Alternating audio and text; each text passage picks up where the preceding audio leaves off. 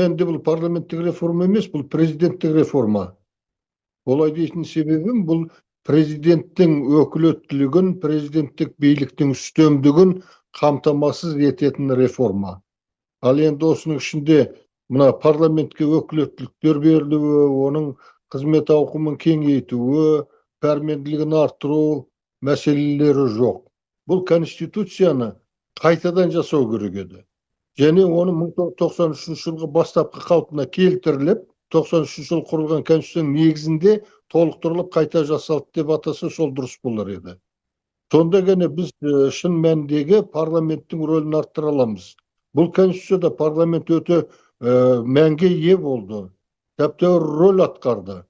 Сондықтан да бұл жаңағы 95 жылы Назарбаевтың өзгертуі, ол жеке билігін, президенттің билігін, бүткіл билікті бір қолға шоғырландыру саясатын, олигархиялық отбасылық билік жүйесін құру үшін керек болды, сол үшін өзгертілді.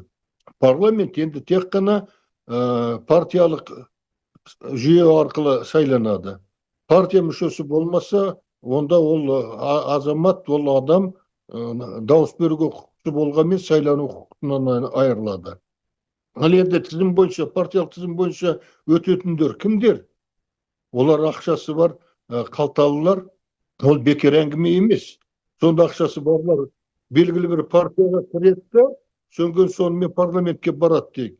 Сонда ол кімді тыңдайды? Ол сол өздерін өткізген партияның, және сол партиялық тізім бойынша кіргендіктен де олар президенттің әкімшілігін соларға бағынышты болады. Демек, бұлар елдің мүддесін емес, биліктің мүддесін, оның ішінде президенттің мүддесін қорғаушы, қолдаушы, соның айтқан тапсырмаларын іске асырушы ғана болады. Бұл демек, парламентті дамытатын, демократияға қарай қадам басқан реформа емес. Бұл керісінше демократиядан шегінген азаматтардың құқығын одан ары шектеуге бағытталған реформа.